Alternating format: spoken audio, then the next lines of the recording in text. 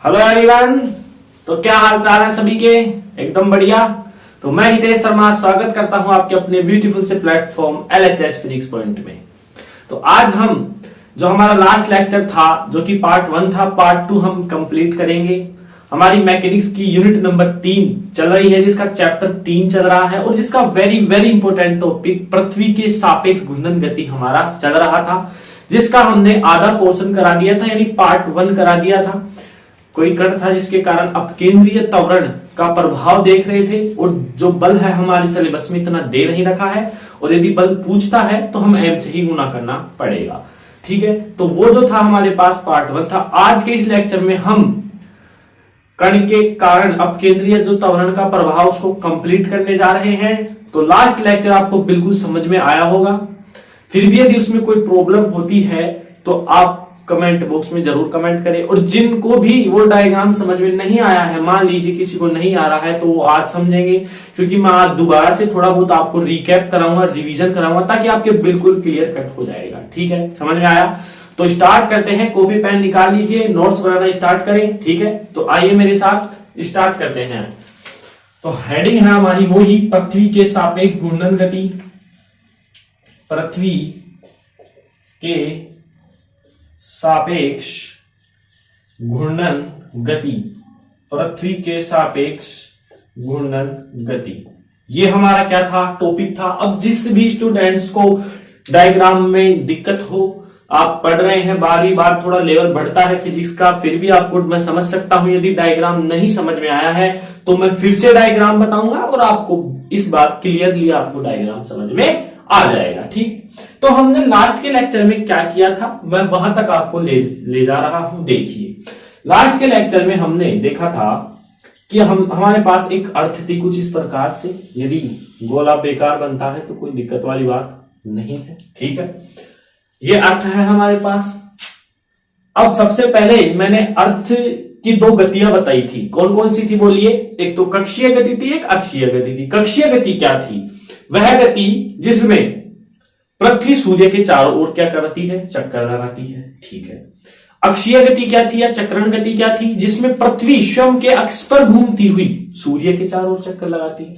मतलब कि जो कक्षीय गति थी वो तो सूर्य के चारों ओर चक्कर लगाती है पृथ्वी, और अक्षीय गति क्या होती है, अपने ही अक्ष पर क्या करती है, राउंड करती है। समझ में आया? मैंने इनका आवर्तकाल बता दिया था। कक्षीय गति का तो कितना था, 365 सही 1/4 दिन थे। ठीक है, और अक्षीय गति का क्या था, 24 घंटे थे। समझ में आया? फिर उसके बाद मैंने इसका ओमेगा यानी कोणीय वेग भी बताया पृथ्वी का, 7.29 गुणा 10⁻⁵ रेडियन प्रति सेकेंड, जो कि बहुत अल्प होने के कारण यह घूर्णी निर्देश तंत्र होते हुए भी क्या होती है, जड़त्वीय निर्देश तंत्र होती है। ये तो थी इसकी नॉर्मल बात। अब फिर मैंने पृथ्वी की सतह पर एक कण लिया था, स्थिर कण था वो। ठीक है, उस कण के कारण अपकेंद्रीय त्वरण का प्रभाव देख रहे थे, अपकेंद्रीय बल का हम प्रभाव देख रहे थे। ठीक है, तो अपकेंद्रीय बल आपके सिलेबस में इतना नहीं दे रखा है, लेकिन हम त्वरण की चर्चा करते हैं, डिटेल से पढ़ते हैं, जो कि मैंने लास्ट लेक्चर में भी आपको बता दिया था, और आज के पोर्शन में हम इसको कंप्लीट करेंगे। तो लास्ट के लेक्चर में हमने देखा था कि ये कुछ इस प्रकार से अर्थ थी, और ये हमारे पास भूमध्य रेखा थी। इसके बारे में मैंने आपको बता दिया था।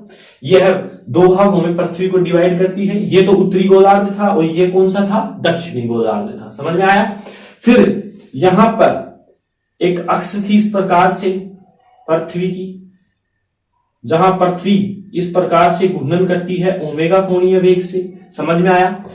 ये अक्ष क्या बताती है कि पृथ्वी उत्तर से, उत्तर दिशा है, ये दक्षिण दिशा है, उत्तर दक्षिण दिशा को मिलाने वाली अक्ष के सापेक्ष पृथ्वी पश्चिम से पूर्व की ओर घूमती है। इस प्रकार से पृथ्वी हमारी घूमती है। ये क्या है, उत्तर दिशा। ठीक है, ये क्या है हमारे पास, दक्षिण दिशा। ये क्या है, पश्चिम दिशा। और ये क्या है, पूर्व दिशा। बिल्कुल दोबारा से मैं डायग्राम बता रहा हूं ताकि आपके बिल्कुल क्लियर हो जाए। पृथ्वी उत्तर से दक्षिण दिशा को मिलाने वाली अक्ष के सापेक्ष पश्चिम से पूर्व की ओर घूमती है, कुछ इस प्रकार से घूमती है। ठीक है, यहां तक समझ में आ गया। फिर मैंने पृथ्वी की सतह पर एक कण लिया। मान लीजिए ये कण हमारे पास P बिंदु पर, ये क्या है, कोई कण है, P बिंदु है, यहां पर लिख देता हूं मैं P बिंदु। जो कि ये पृथ्वी का केंद्र है O, जो कि पृथ्वी के केंद्र से R दूरी पर स्थित है, जो कि पृथ्वी के केंद्र से R दूरी पर स्थित है। और ये जो P बिंदु है वो लैम्डा अक्षांश पर है। अब मैंने लैम्डा अक्षांश की परिभाषा भी बताई थी। पृथ्वी की सतह पर स्थित कोई भी बिंदु को पृथ्वी के केंद्र से मिलाने वाला सदिश, अभी एक सदिश की तरह व्यवहार कर रहा है, मिलाने वाला सदिश भूमध्य रेखा के साथ बना कोण अक्षांश कहलाता है। और ये जो P बिंदु है वो पृथ्वी की भूमध्य रेखा से लैम्डा अक्षांश पर स्थित है। ये भी आपको समझ में आ गया है। फिर मैंने एक रचना की कि P बिंदु पर मैंने एक फ्रेम बनाया, एक निर्देश तंत्र बनाया, जो कि कुछ इस प्रकार से बनाया था। मैंने बिल्कुल समझाया था मैं, जो हमारा एक्स डैश था। और मैंने ये भी बता दिया था डैश क्यों लिया था, क्योंकि जितने भी घूमने वाले तंत्र थे या आगे बढ़ने वाले थे उनको मैंने सभी को एच डैश लिया है, तो इसको भी मैंने एच डैश मान लिया है। तो एक्स डैश पीछे की ओर था, मैंने बता दिया था, बिल्कुल बाकायदा मार्कर से भी आपको समझाने का प्रयास किया था।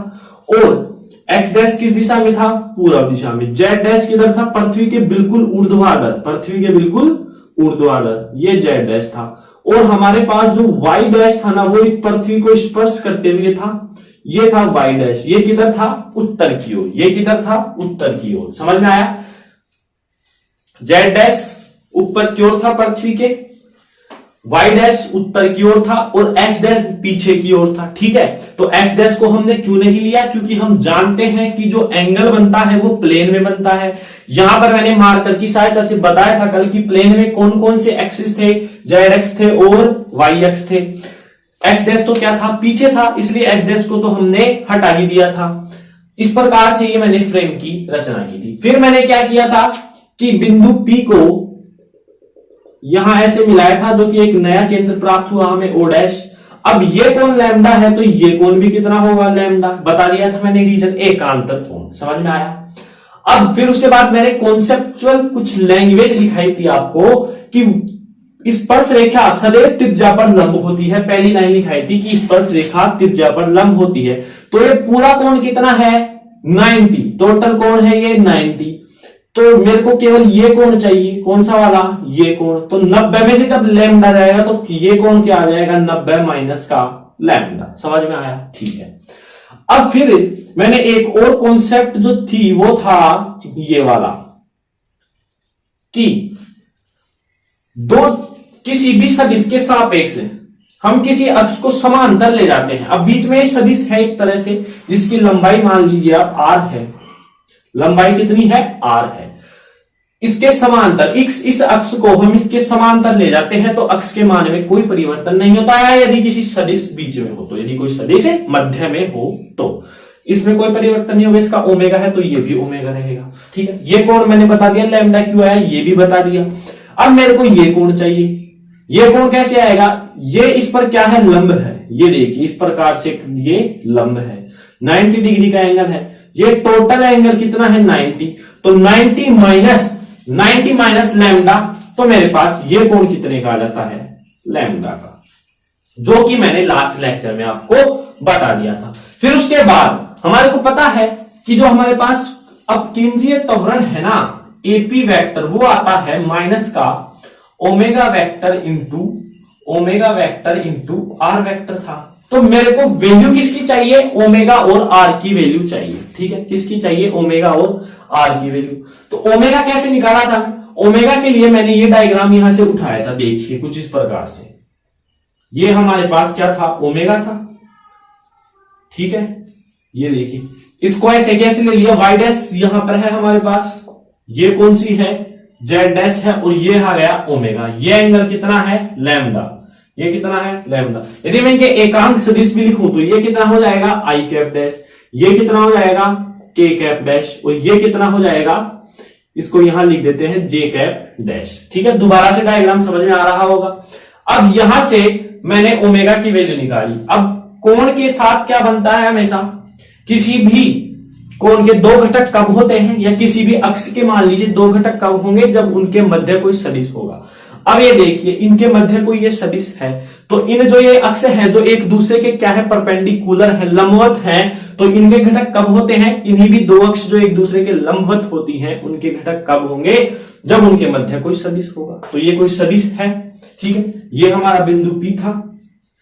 तो अब इसके जब घटक करेंगे तो जिस अक्ष के साथ कोण बना है वहां तो कोस आएगा, तो यानी ओमेगा कोस लैम्डा, ये हमने 11th में पढ़ के आए हैं।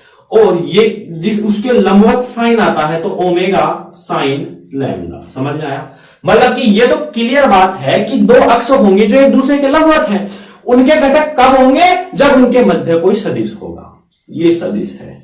और कोण की तरफ हमेशा कोस आता है, कोण के लंबवत साइन आता है। तो ओमेगा की वैल्यू यहां से मैंने प्राप्त की थी, ओमेगा इज इक्वल टू, सबसे पहले हम लिखते हैं ओमेगा कोस लैम्डा जे cap dash plus omega sine lambda के कैप डैश।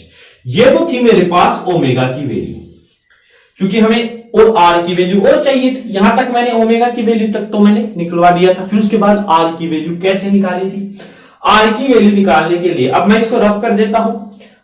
आपको शायद पिछला लेक्चर बिल्कुल रिवीजन हो गया होगा, डायग्राम भी दोबारा से समझ में आ गया होगा। इसको उतारने की तो कोई जरूरत नहीं है, पिछले लेक्चर में आपने उतार लिया था। तो यहां पर हम ओमेगा की वैल्यू लिख लेते हैं। Omega vector is equal to omega cos lambda J cap dash plus omega sine lambda के कैप डैश। ठीक है, अब मैं इसको रफ कर देता हूं यहां। अब मेरे को आर की वैल्यू भी चाहिए थी। अब आर की वैल्यू के लिए मैंने देखो डायग्राम लिया था। कौन सा डायग्राम लिया था? मेरे पास ये यहां पर ओमेगा से था, इस प्रकार से ओमेगा से घूम रहा था। ठीक है, यहां पर ये आर दूरी पर था, क्या कौन सा बिंदु? पी बिंदु।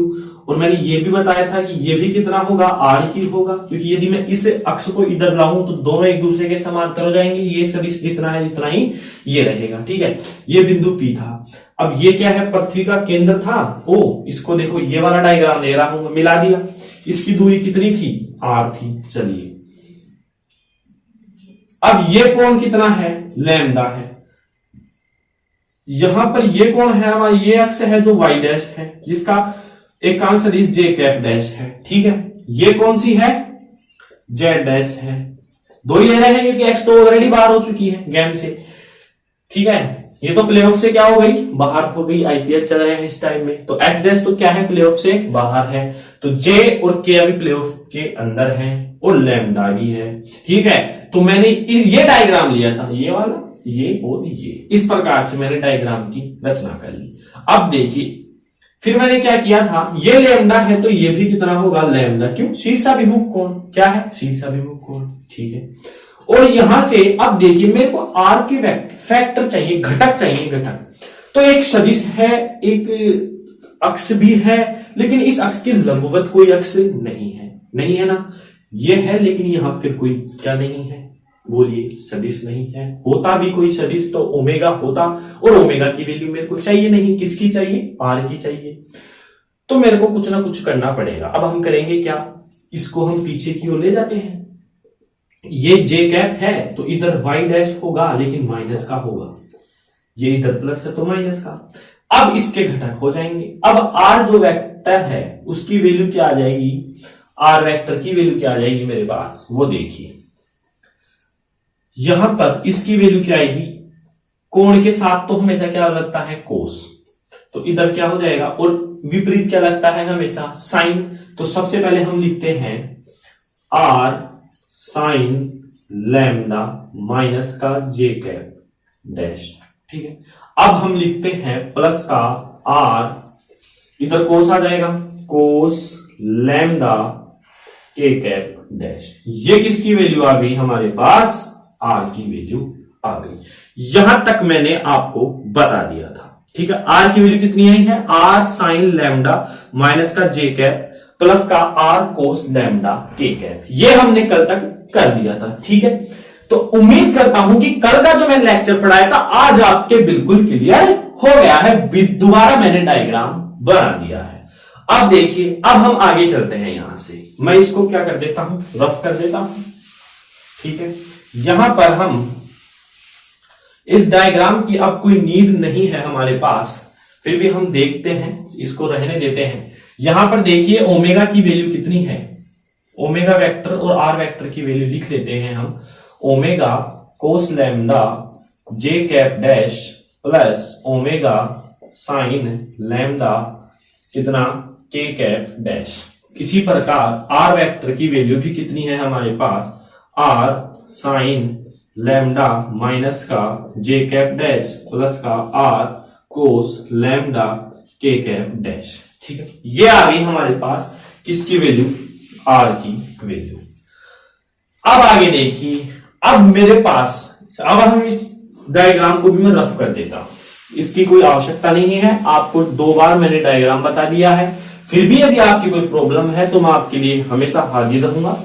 आप बस एक बार कमेंट बॉक्स में कमेंट करें कि डायग्राम समझ में नहीं आ रहा है, फिर से मैं बताऊंगा, और मैं उम्मीद करता हूं कि आपको फर्स्ट लेक्चर में ही डायग्राम समझ में आ गया होगा। अब देखिए, ओमेगा की वैल्यू है, आर की वैल्यू है। अब एपी क्या है हमारे पास, अब हम एपी पर नहीं जाएंगे, अब हम इसके कुछ लिखते हैं यहां पर कि अभी अभी जो पी बिंदु था ना उस पर फ्रेम था, ये यहां पर देखिए जस्ट यहां पर पी था, ये इधर क्या था, फ्रेम था।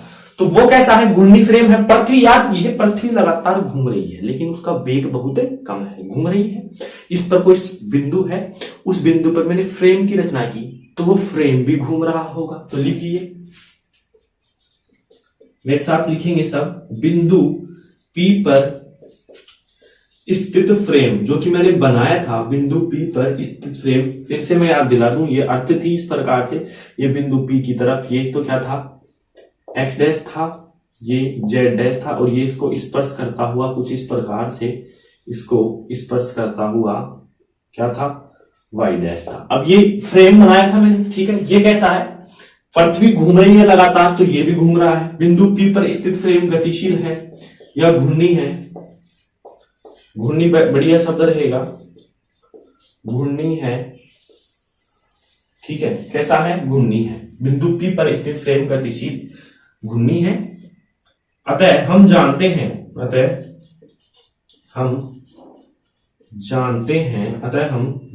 हैं कि घूर्णी निर्देश तंत्र के लिए, घूर्णी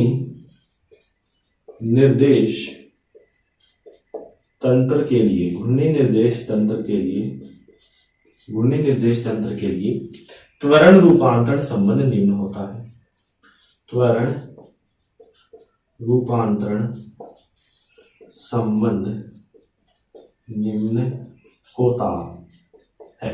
अब देखिए क्या होता है, आपको याद होगा, आप, मेरे को उम्मीद है कि आप लगातार प्रैक्टिस कर रहे होंगे, तो आपको याद हो गया होगा कि क्या है, a dash vector is equal to a vector minus का 2 ओमेगा इंटू बी डैश था, minus omega into are vector. ये था मेरे पास त्वरण रूपांतरण संबंध। A dash vector is equal to a vector minus का 2 इंटू वी डैश को 2 omega into b dash minus omega into r. अब मैं यहां पर मान रहा हूं कि माना पी बिंदु पर, माना जो कि हम स्टार्टिंग से मान रहे हैं, पी बिंदु पर स्थित कण स्थिर है। भाई स्थिर रहेगा तभी तो हमारे पास अपकेंद्रीय त्वरण लगेगा, गतिशील होगा तो लगेगा ही नहीं, क्योंकि अपकेंद्रीय त्वरण की एक शर्त है कि मैं तो उसी कण पर लगूंगा जो स्थिर रहेगा, उसी ही कण पर लगूंगा जो स्थिर रहेगा। ठीक है, तो ये कण स्थिर मान लेते हैं हम। अब स्थिर का मतलब क्या है कि इसका वेग 0 है, यानी V dash vector is equal to 0 है। सिंपल सी बात है। अब ये बढ़ ही नहीं रहा है, आगे जैसे है वहां जच गया, बस अब नहीं हिलना है, इसने कसम खाली नहीं हिलेंगे, तो नहीं हिल रहा है तो v dash vector is equal to 0, simple सी बात है। तो v dash is equal to 0 है, तो मैं इसमें जब मान रखता हूं तो मेरे पास क्या आता है, इसको समीकरण ए दे देंगे। समीकरण ए में जब मैं वी डैश का मान रखूंगा तो ये तो 0 हो जाएगा, और मेरे पास आएगा a dash vector is equal to a vector, ये पूरा 0 माइनस का ओमेगा इंटू आर वेक्टर।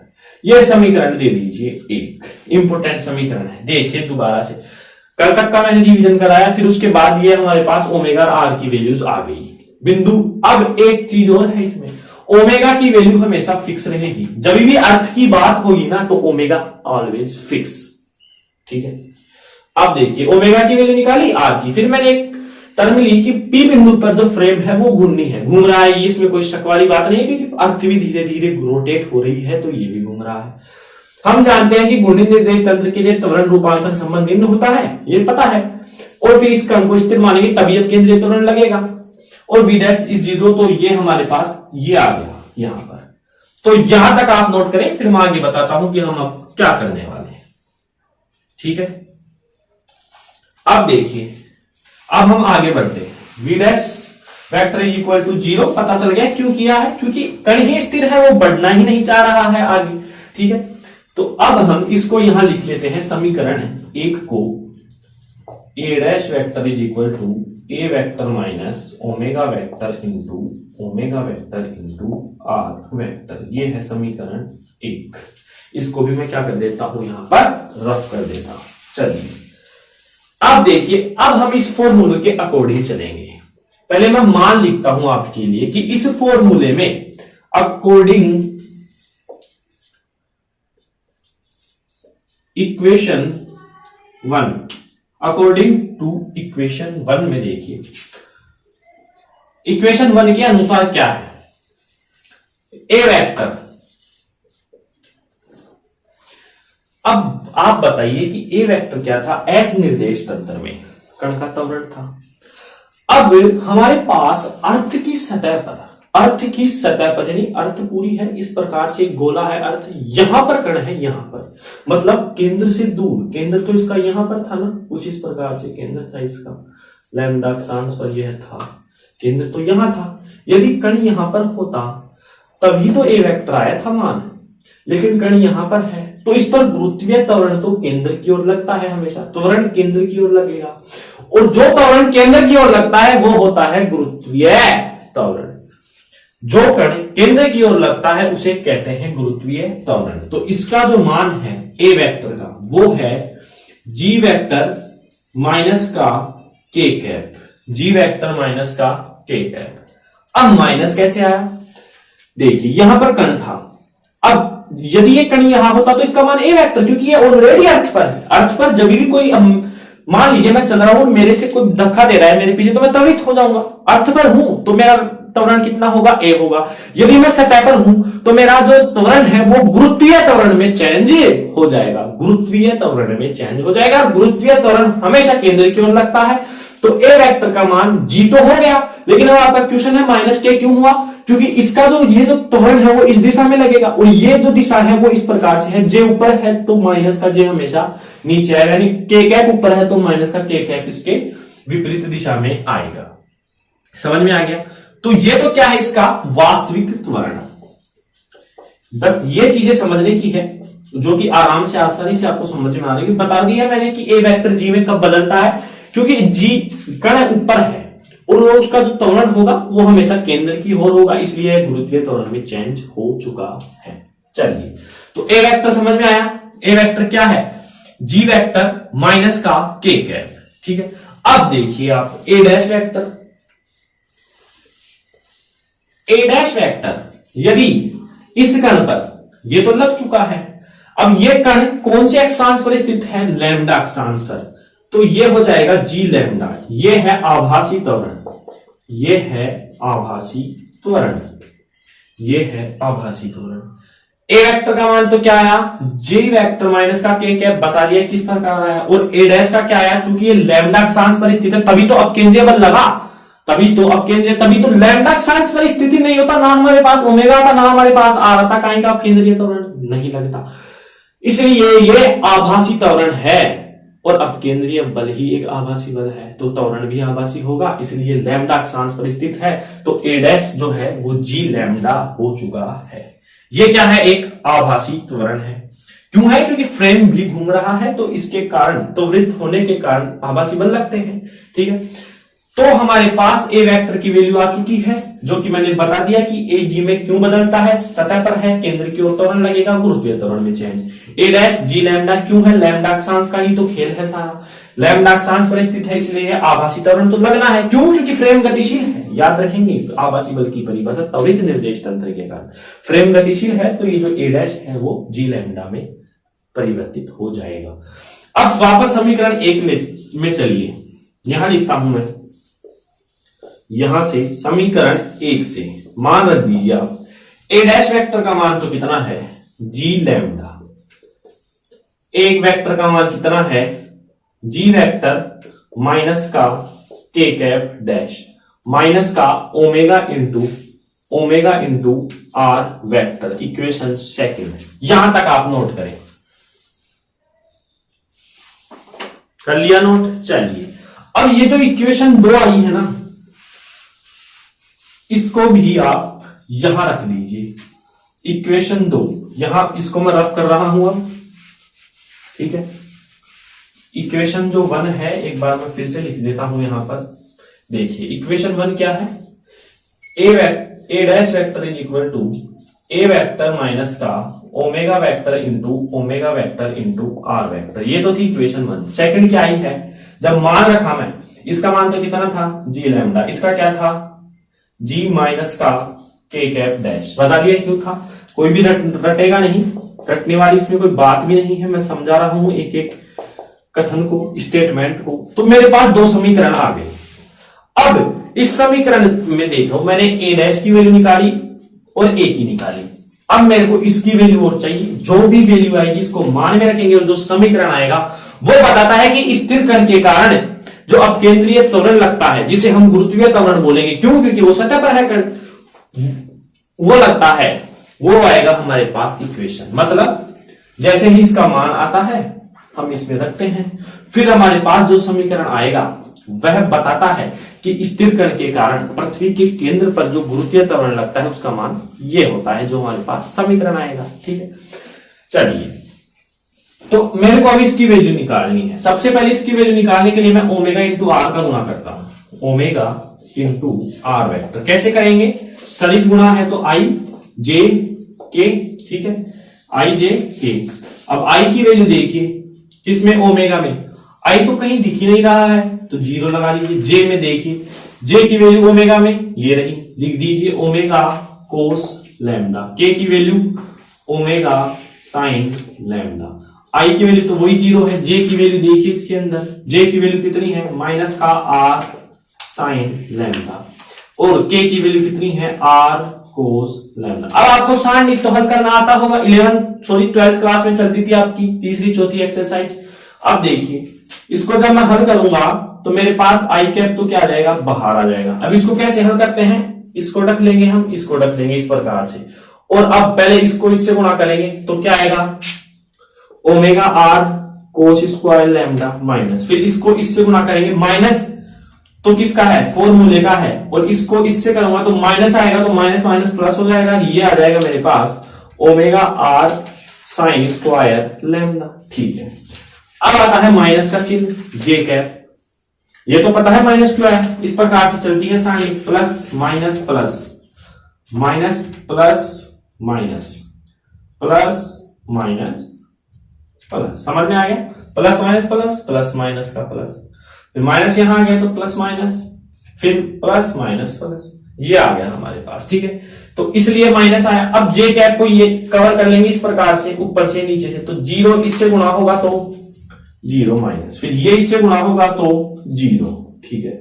फिर प्लस का के कैप को कवर कर लेंगे हम, 0 इससे गुणा हुआ 0, फिर 0 आ जाएगा। तो हमारे पास जो ओमेगा इंटू आर वेक्टर की वैल्यू है वो आई है, आई कैप को साइड में रख लीजिए, इसमें से ओमेगा आर यदि मैं कॉमन लेता हूं, यहां आपको बता देता हूं, ओमेगा आर जब मैं कॉमन लिया तो मेरे पास आया कोस square lambda plus sign square lambda, जिसका मान 1 हो जाएगा।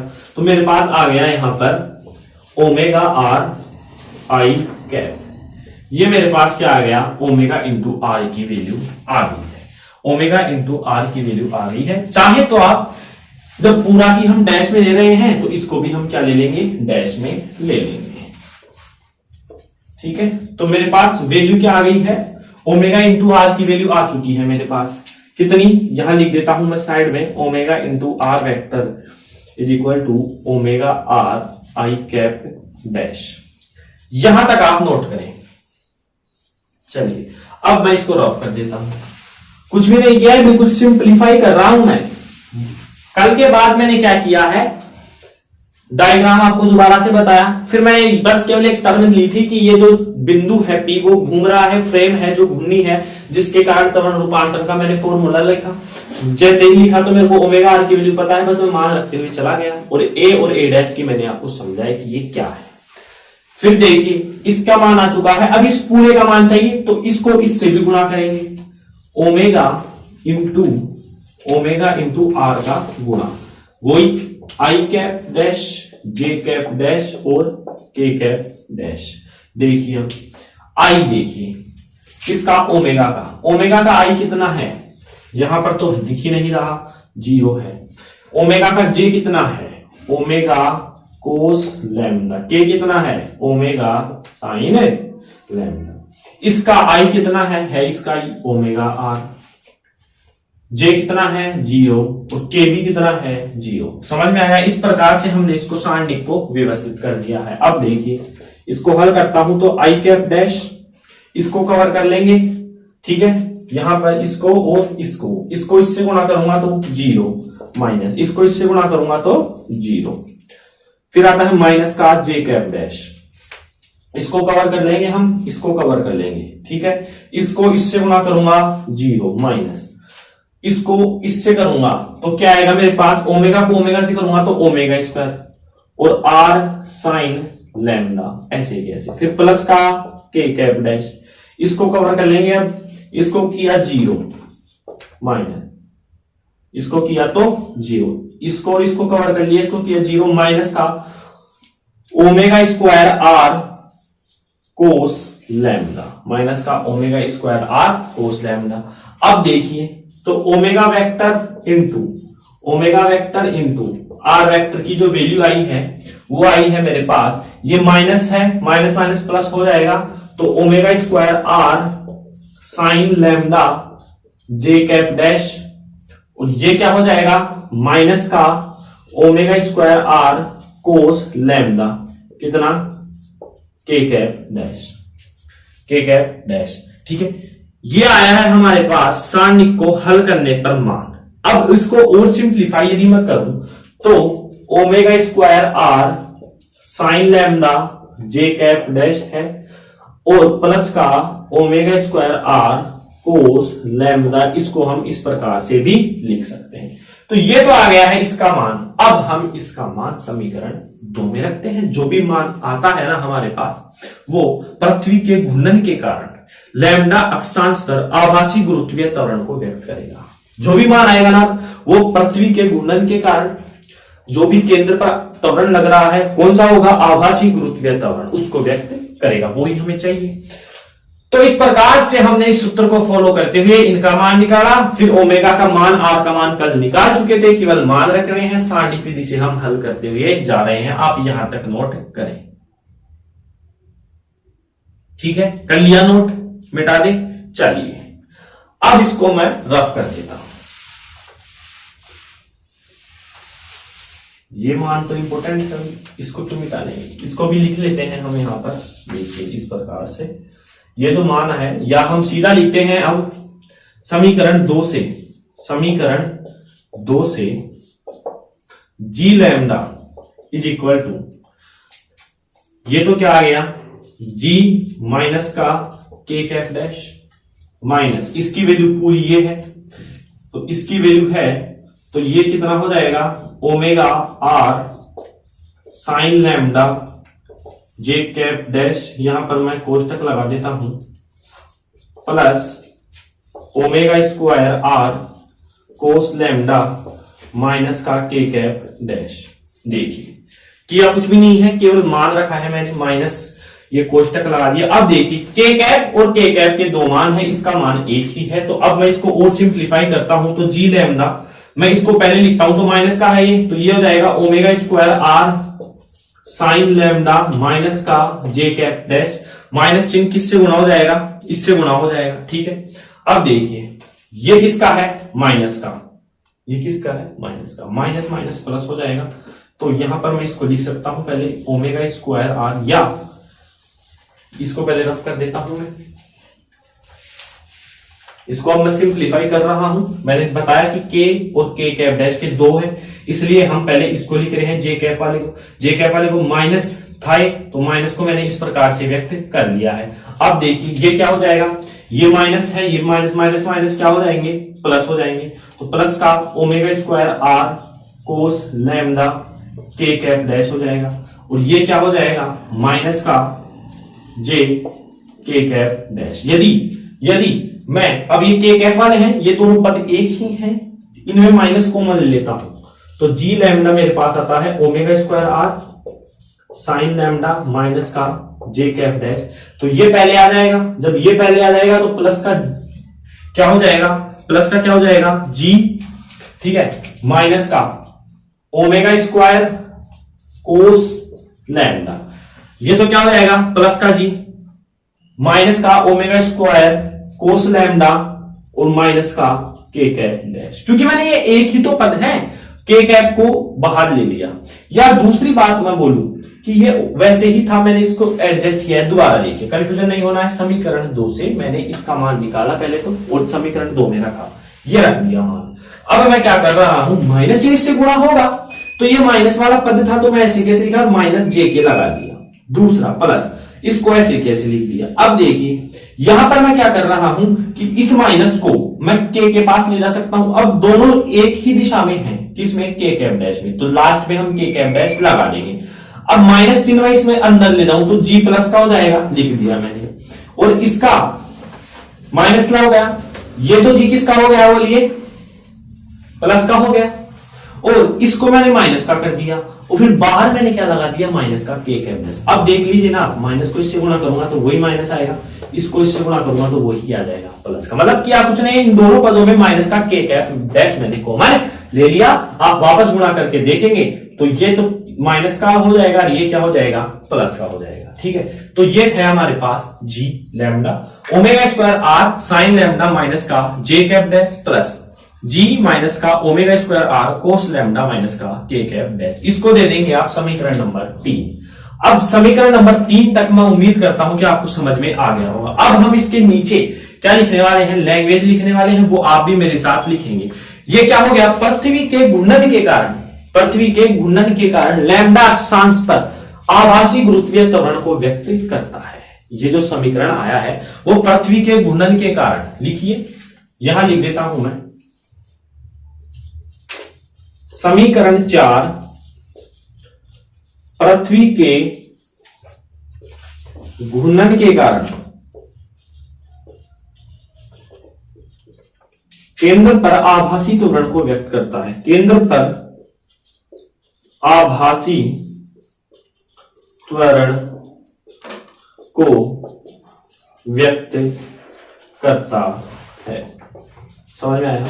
तो समीकरण जो 4 है वो पृथ्वी के घूर्णन के कारण केंद्र पर आभासी त्वरण को क्या करता है, व्यक्त करता है। ठीक है, अब देखिए मैं इसका परिमाण की बात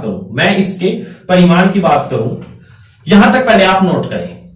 चलिए कर लिया नोट, मिटा दें। अब देखिए समीकरण, इनको हम ऐसे कैसे रहने देंगे।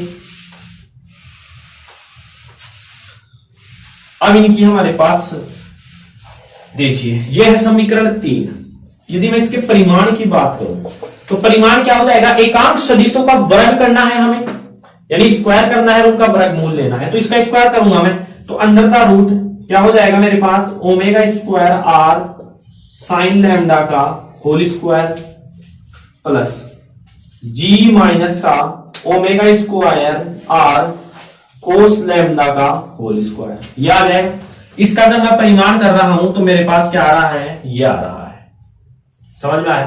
अब देखिए आप जी लैम्डा का परिमाण किया तो मेरे पास ये आया, under the root omega square are sine lambda का होल स्क्वायर प्लस जी माइनस का omega square are cos lambda का होल स्क्वायर। तो अब हम इसके अंदर देखिए रूट कर दिया है। अब यहां पर मैं एक बात बता रहा हूं आपको कि जो ओमेगा है ना, उसका मान कितना है, 7.29 इंटू 10⁻⁵ रेडियन प्रति सेकेंड। चलिए कोई, यह आपको पता है।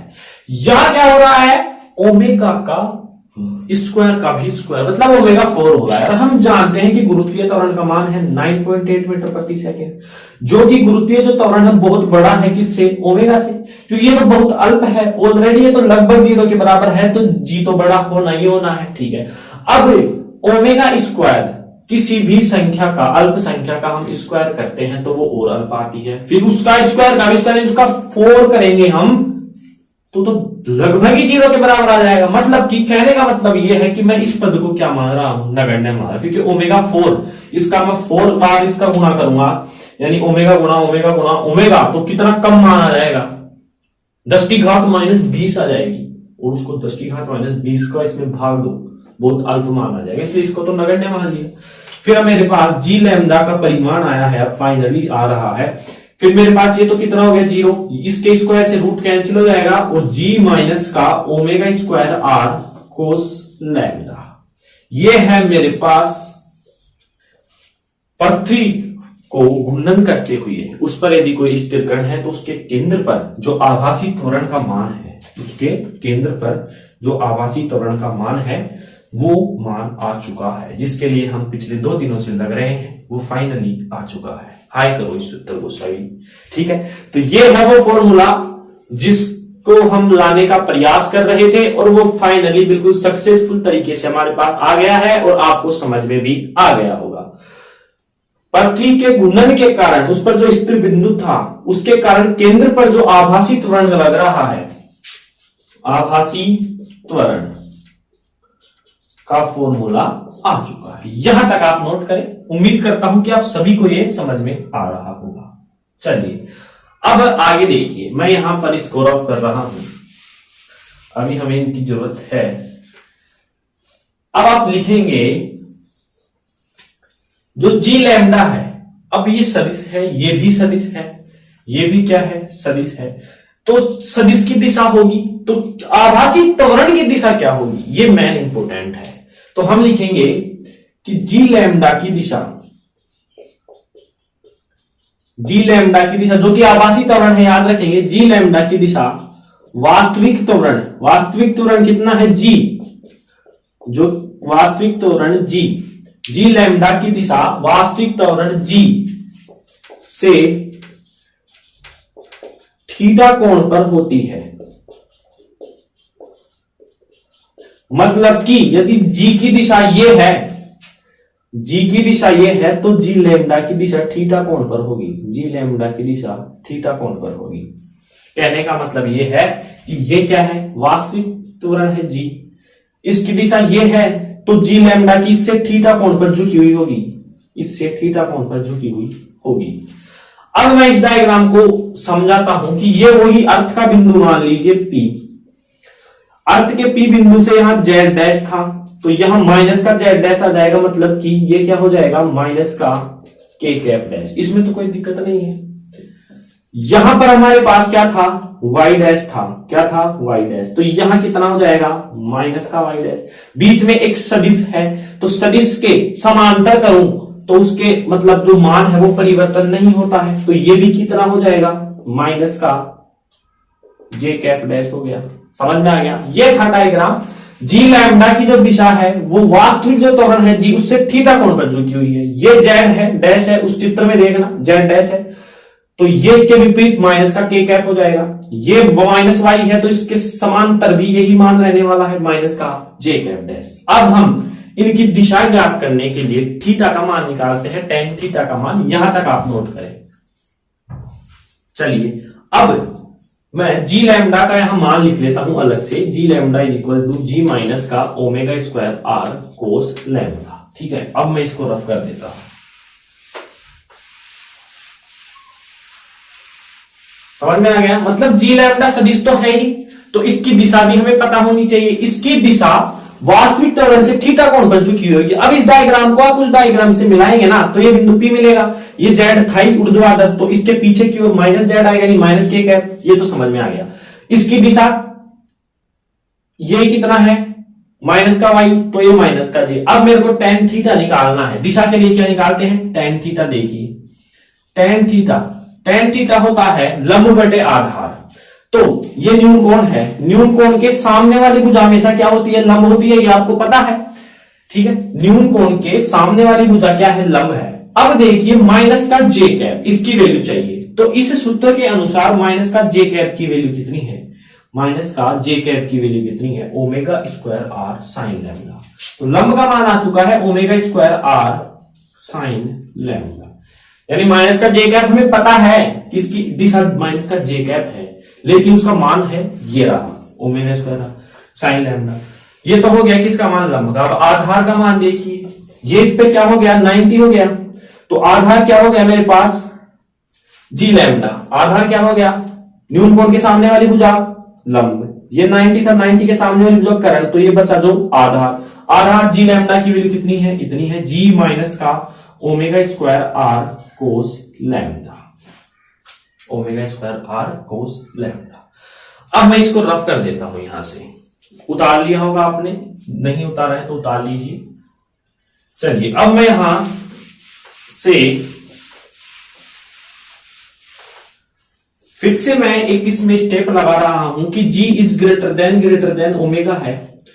अब ये भी बताया तो ओमेगा का स्क्वायर हो रहा है तो बहुत छोटा हो जाएगा, तो इस पद को क्या मान लिया, नगण्य। तो मेरे पास tan थीटा क्या आया, omega square are sine lambda upon का जी, ये आ गया मेरे पास। ठीक है, अब मेरे को यहां से आर की वैल्यू चाहिए। अब देखो आर की वैल्यू कैसे चाहिए, आपका जो डायग्राम था उसमें आप देखेंगे कि यहां पर कोई बिंदु था ओ डैश, जिसको मैंने बिंदु पी से मिलाया था आर दूरी पर, था ना, और ये पृथ्वी का कोई केंद्र था ओ, जिसको मैंने मिलाया था इस प्रकार से, कितनी दूरी थी ये आर, ये रेडियस थी पृथ्वी की। ठीक है, ऐसे मिलाया था, ये भूमध्य रेखा के साथ लैम्डा कोण बना रखा था, और ये भी कितना है लैम्डा, ये डायग्राम था।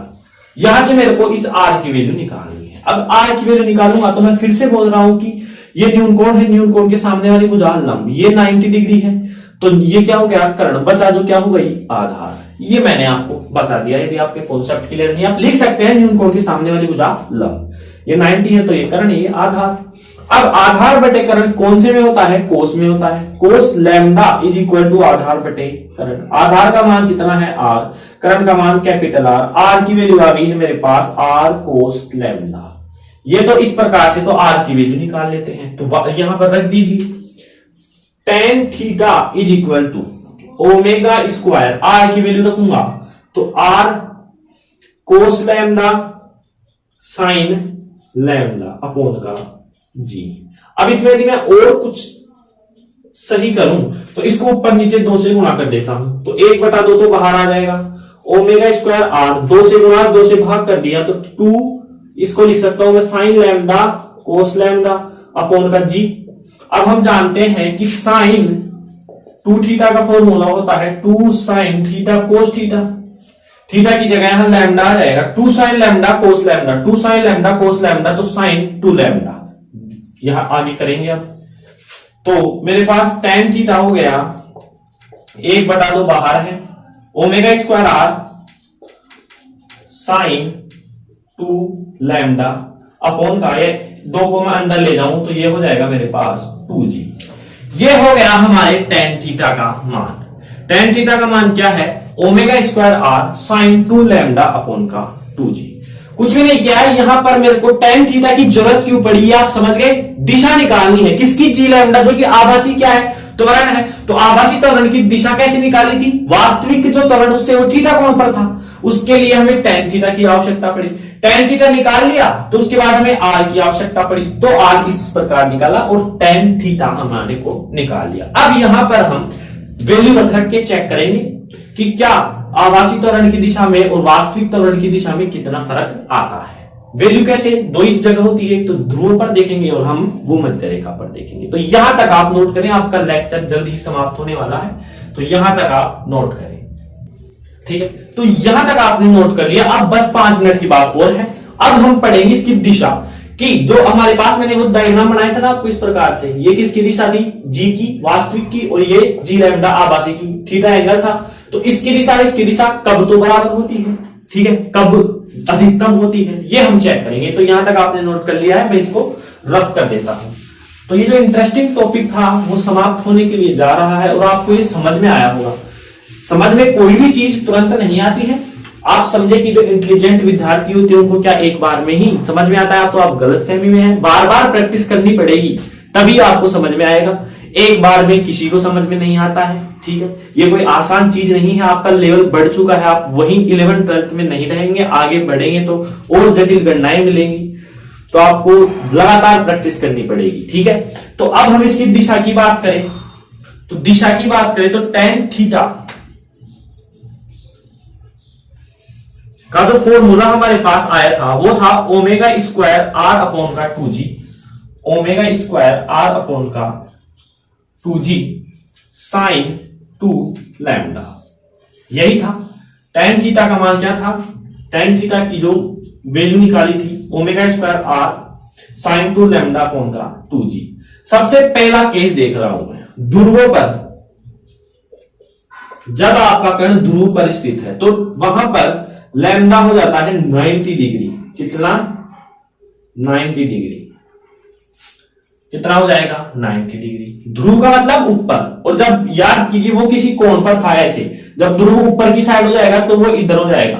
ये तो क्या था? लैम्डा कोण पर था, ध्रुव ऊपर है तो इस प्रकार ये क्या हो जाएगा? 90 डिग्री हो जाएगा, ठीक है। तो अब इस पर मान रखेंगे, जैसे ही मैं साइन यहां 90 रखूंगा तो साइन 180, और साइन 180 की वैल्यू 0 होती है, तो पूरा tan थीटा ही कितना हो जाएगा? 0। थीटा बराबर tan इनवर्स 0, ठीक है। थीटा में tan में 0 कब आता है? 0 पर ही आता है, तो थीटा बराबर कितना हो जाएगा? 0। थीटा बराबर कितना हो जाएगा? मतलब कि 0, tan वाला जो फॉर्मूला है उसमें 0 कब आता है? tan 0 इज इक्वल टू 0, तो tan से tan कैंसिल हो, थीटा बराबर 0 डिग्री। यानी इस स्थिति में जी बराबर होगा जी लैम्डा के, जी बराबर होगा जी लैम्डा के। कैसे?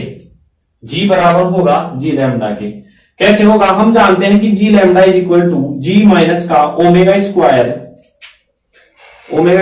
आर कोस स्क्वायर लैम्डा, ये हम जानते हैं फॉर्मूला। अब आप इसके अंदर लैम्डा बराबर जब 90 रखेंगे तो जी लैम्डा क्या आ जाएगा? यहां पर ये कैपिटल आर है, ठीक है। जी लैम्डा क्या आ जाएगा? जी के बराबर हो जाएगा, और जब ये इसके बराबर होगा, जब दोनों ही बराबर हैं तो इसकी जो दिशा होगी वो पृथ्वी के केंद्र की ओर होगी, तो इसकी दिशा पृथ्वी के केंद्र की ओर होगी, पृथ्वी के केंद्र की ओर होगी। देखिए, दोबारा देखिए क्या किया है हमने। tan थीटा निकाल लिया, अब मैं ध्रुवों पर देख रहा हूं लैम्डा बराबर 90, तो tan थीटा 0, 90 180 साइन 180 की वैल्यू पूरा 0 हो चुका है, और थीटा आया 0। जैसे ही मैंने कोस में भी आपने रखे चेक किया तो ये आया जी लैम्डा बराबर जी। यानी इस स्थिति में दोनों गुरुत्वीय त्वरण का जो मान है, आभासी त्वरण का जो मान है वो गुरुत्वीय त्वरण के बराबर हो गया, तो इसकी दिशा भी, दोनों की दिशा किधर होगी? पृथ्वी के केंद्र की ओर। क्यों? क्योंकि जब दोनों के मान ही बराबर हैं, इसकी दिशा आपको पता है गुरुत्वीय त्वरण की हमेशा केंद्र की ओर होती है, और इसकी दिशा भी किसकी तरफ होगी? केंद्र की ओर होगी, क्योंकि दोनों ही क्या है? बराबर है। समझ में आ गया? तो यहां तक नोट करें। अब हम दूसरा कंडीशन लेते हैं भूमध्य पर। किस पर? भूमध्य पर। भूमध्य पर कितना हो जाता है? लैम्डा बराबर 0, ये थीटा था वो 0 हो जाएगा। दूसरा कंडीशन, भूमध्य पर lambda is equal to 0 degree, lambda is equal to 0 degree. ये हम लिख लेते हैं g lambda is equal to g minus का omega square are cos square lambda. समझ में आया? अब देखिए भूमध्य पर क्या होता है। भूमध्य पर हमारे पास इस प्रकार से झुका हुआ था लैम्डा कोण पर, जब ध्रुव पर गया तो ये 90 हो गया, भूमध्य पर कहां आ जाएगा? इसके इक्वल आ जाएगा। ये कहां आ जाएगा? यहां आ जाएगा। समझ में आया? तो लैम्डा के वैल्यू जब मैं यहां रखूंगा 0, तो tan थीटा का मान फिर से क्या हो जाएगा? 0, और थीटा का मान फिर से क्या हो जाएगा? 0 डिग्री। अब देखिए थीटा बराबर 0 है, मतलब कि जैसे ही 90 रखा तो पूरा 0 हो गया, थीटा 0। अब यहां 90 रखते हैं, सॉरी यहां हम 0 रखते हैं। देखिए यहां मैंने 0 रखा तो पूरा टर्म 0, थीटा आया 0, यहां मैं 0 रखूंगा तो cos 0 की वैल्यू 1 है, तो मेरे पास आएगा g lambda is equal to g minus का ओमेगा स्क्वायर आर। अब मेरे को पता है कि ओमेगा छोटा है जी से, तो इसको नगण्य मान लूंगा और जी लैम्डा फिर से जी के बराबर हो जाएगा। मतलब कि इस स्थिति में भी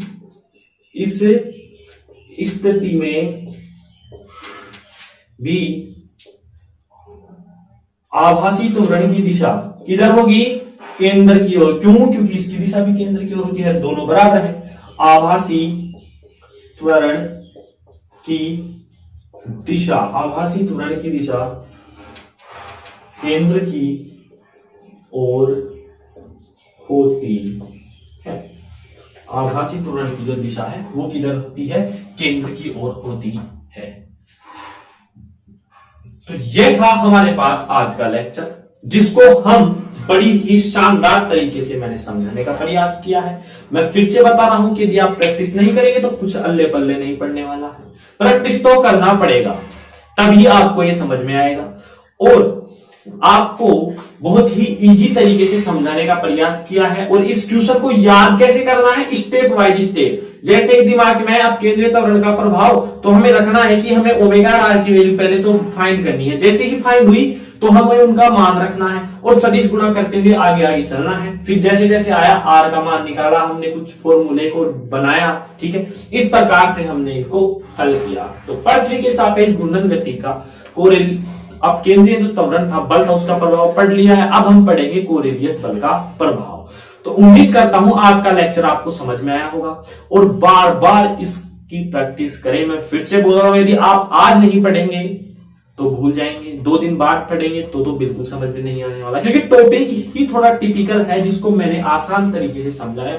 इस पूरी यूनिट में केवल एक टॉपिक है 3 चैप्टरों में जो थोड़ा हार्ड है। क्यों है? क्योंकि डायग्राम समझ में नहीं आता और मैंने डायग्राम आपको 2 बार समझा दिया है, तो आपकी समझ में आ गया होगा। ठीक है, तो मिलते हैं एक नए लेक्चर के साथ, नए जोश के साथ। तब तक के लिए आप पढ़ाई करते रहे और द वेरी वेरी बेस्ट।